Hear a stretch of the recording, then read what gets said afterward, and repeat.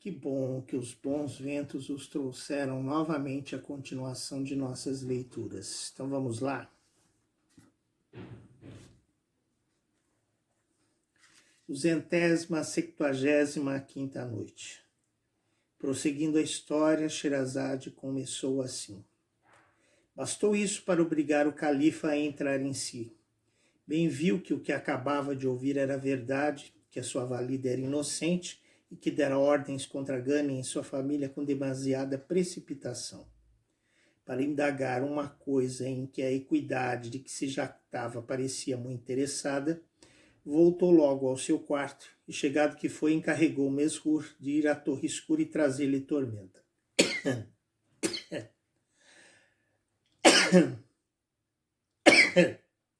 Com esta ordem, julgou o chefe dos eunucos que o califa queria perdoar a sua valida e reintegrá-la. Alegrou-se muito com isto, pois amava a Tormenta e tomara parte na sua desgraça. Corre logo à torre, senhora, disse a valida, com um tom que manifestava sua alegria. Tende a bondade de seguir-me. Espero que não voltareis a esta vil torre tenebrosa. Quer o comendador dos crentes conversar convosco e disso conceba um feliz presságio. Tormenta seguiu Mesrur, que o acompanhou e introduziu no gabinete do califa. Prostrou-se logo perante este príncipe e ficou nessa postura com o rosto banhado em lágrimas. Tormenta, disse-lhe o califa, sem ordenar que se levantasse. Parece-me que me acusas de violência e de injustiça. Quem é, pois, aquele que, apesar das atenções e da consideração que teve para comigo, se acha numa situação miserável? Fala, tu sabes qual é minha bondade natural e que gosto de fazer justiça. Por essas palavras percebeu a valida que o califa a ouvira falar e, aproveitando-se de tão bela ocasião para justificar o seu querido Ghanem, comendador dos crentes, respondeu ela, se me escapou alguma palavra que não seja agradável a vossa majestade, suplico-lhe com muita humildade que me perdoe. Porém, aquele cuja inocência e miséria quereis conhecer é Ghanem, o desgraçado filho de Abu Aibu, mercador de Damasco. Ele é quem me salvou a vida e que me deu asilo em sua casa. Confessar-vos-ei que logo que me viu formou talvez o pensamento de entregar-se todo a mim. Assim o julguei, visto o empenho com que me fez todos os serviços de que tinha necessidade no estado em que me achava. Mas logo que lhe constou que tinha a honra de pertencer-vos, ah, senhora, disse-me, o que pertence ao Senhor é proibido ao escravo. Desde esse instante devo essa justiça à sua virtude. O seu comportamento não desmentiu as suas palavras. Sabeis, todavia, comendador dos crentes, com que rigor o trataste, e por isso respondereis perante o tribunal de Deus. Não desagradou ao califa a liberdade com que lhe falava a Tormenta. Porém, replicou ele, posso fiar-me nas seguranças que me dás da discrição e modéstia de Ghanem?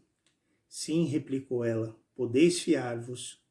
Não queria, por quanto há no mundo, encobrir-vos a verdade. E para provar-vos que sou sincera, importa que vos faça uma confissão, que talvez vos desagrade. Todavia, de antemão, peço perdão a vossa majestade. Fala, filha, disse então Harun al-Rashid.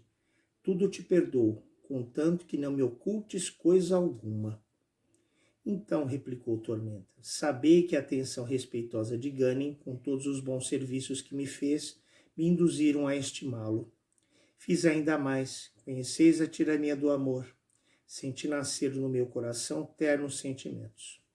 Percebeu isso, mas longe de procurar aproveitar-se da minha fraqueza, e apesar de todo o fogo em que se sentia abrasar, conservou-se sempre constante no seu dever, e tudo o que a sua paixão podia arrancar-lhe eram esses termos que já disse a vossa majestade.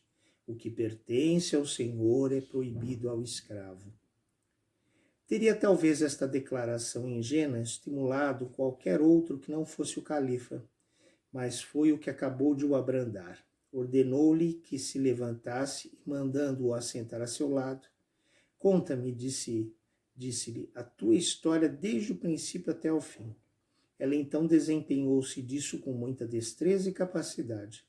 Passou ligeiramente pelo que dizia respeito a Zobeida, estendeu-se mais sobre as obrigações que devia a Ghanem, sobre a despesa que fizera por causa dela e, sobretudo, gabou muito a discrição dele, querendo com isso dar a conhecer ao califa que se achara na necessidade de ficar oculta em casa de Ghanem para enganar Zobeida. E acabou finalmente pela fuga do jovem mercador, a qual, sem disfarce, ela disse ao califa que o obrigara para escapar à sua cólera. Cessando ela de falar, disse-lhe o califa: creio tudo o que me contastes, mas por que tardastes tanto em dar-me novas vossas? Era preciso 1 mês depois da minha chegada para informar-me onde estáveis. Comendador dos crentes, respondeu Tormenta, saía Ghanem tão raras vezes de casa que não deveis admirar-vos não fôssemos dos primeiros a saber a vossa chegada. Além disso, Ghanem, que se encarregara de mandar entregar o escrito que escrevia a alva do dia, esteve muito tempo sem poder achar a hora favorável de entregá-lo em mão própria. Basta, Tormenta, replicou o califa. Reconheço o meu engano e quereria repará-lo, beneficiando este jovem mercador de Damasco. Vê, pois, o que posso fazer em seu benefício. Pede-me o que quiseres, eu te concederei. Proferidas essas palavras, lançou-se a valida aos pés do califa com a face no chão e, levantando-se, comendador dos crentes, disse ela, depois de ter agradecido a vossa majestade os favores que quereis fazer a Ghanem, suplico-vos com muita humildade que mandeis publicar nos vossos estados que perdoas ao filho de Abu Aibu e que pode vir procurar-vos. Farei ainda mais, replicou ele, por haver-te conservado a vida, para reconhecer a consideração que teve para comigo, para indenizá-lo da perda dos seus bens e, finalmente, para reparar a injúria que fiz à sua família, dou-te por esposo. Não podia Tormenta achar expressões bastantes para agradecer ao califa a sua generosidade. Recolheu-se depois ao quarto que ocupava antes da cruel aventura. Havia ainda nele a armação, mas o que mais lhe agradou foi ver os baús e fardos de Ghanem, que Mesrur teve o cuidado de mandar recolher nele. No dia seguinte, Harun al-Rashid deu ordem ao grão-vizir para mandar publicar por todas as cidades dos seus estados que perdoava a Ghanem, filho de Abu Aibu. Mas de nada serviu esta publicação, pois passou-se um tempo considerável sem que se ouvisse falar deste jovem mercador. Cuidou Tormenta, que sem dúvida não pudera sobreviver à aflição de a ter perdido. Apossou-se dela uma horrível inquietação, e como a esperança é a última coisa que larga os amantes, suplicou ao califa que lhe permitisse fazer ela mesma diligência para descobrir Ghanem. O que, sendo-lhe concedido, pegou numa bolsa de 1000 peças de ouro que tirou de seu cofre e saiu um dia pela manhã do palácio montada numa mula das cavalariças do califa, riquissimamente ajaezada. Acompanhavam-a 2 eunucos pretos que tinham de cada lado a mão sobre a garupa da mula. Foi de mesquita em mesquita fazer generosas dádivas aos devotos da religião muçulmana, implorando o socorro de suas orações para o complemento de um negócio importante do qual dependia. Dizia-lhes o sossego de 2 pessoas. Empregou todo o dia as 1000 peças de ouro a fazer esmolas nas mesquitas e antes de anoitecer voltou ao palácio. No dia seguinte pegou noutra bolsa da mesma quantia e com o mesmo trem foi procurar o síndico das joias. Parou diante da porta e, sem apear-se, mandou chamar por um de seus eunucos pretos. O síndico, que era um jovem caritativo e empregava mais dos 2/3 de sua renda em aliviar os pobres estrangeiros, ou fossem doentes ou tivessem seus negócios em mau estado, não fez esperar Tormenta, que reconheceu pelo seu trajo por uma senhora do palácio. Dirijo-me a vós, disse-lhe, metendo-lhe a sua bolsa nas mãos, como a um homem cuja piedade se gaba na cidade. Rogo-vos o favor de distribuir essas peças de ouro pelos pobres estrangeiros que favoreceis com esmolas, pois não ignoro que vos empregais em socorrer os que recorrem à vossa caridade. Até sei que vos antecipais às suas necessidades e que nada há que vos agrade tanto como achar ocasião de suavizar-lhes a miséria. Senhora, respondeu-lhe o síndico, executarei com gosto o que me ordenais. Porém, se desejais exercitar propriamente a vossa caridade e quereis ter o trabalho de vir até minha casa, já vereis duas mulheres dignas da vossa compaixão. Encontrei-as ontem, quando chegava à cidade. Estavam num estado lastimoso, e tanto mais me compadeci delas quanto me pareceu serem pessoas de distinção.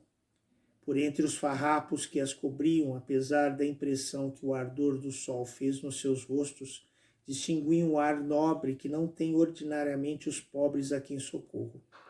Levei as ambas para minha casa e as recomendei à minha mulher, que fez logo o mesmo juízo que eu fiz. Mandou-lhes aprontar boas camas pelas suas escravas, enquanto ela mesma se ocupava a lavar-lhes o rosto e fazer-lhes mudar de roupa. Não sabemos ainda quem elas são, porque queremos deixar-lhes tomar algum descanso antes de cansá-las com as nossas perguntas. Percebendo que era dia, Sherazade cessou de falar nesse instante, continuando na noite seguinte. Finalmente o califa percebeu a injustiça que cometeu e pensa em repará-la, dando tormenta a Ghanem. Mas onde está Ghanem, que por causa da fúria do califa teve que fugir? E sua mãe e sua irmã?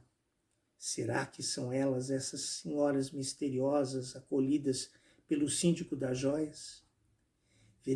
Veremos na continuação dessa história amanhã. Aguardo todos vocês. Alabei.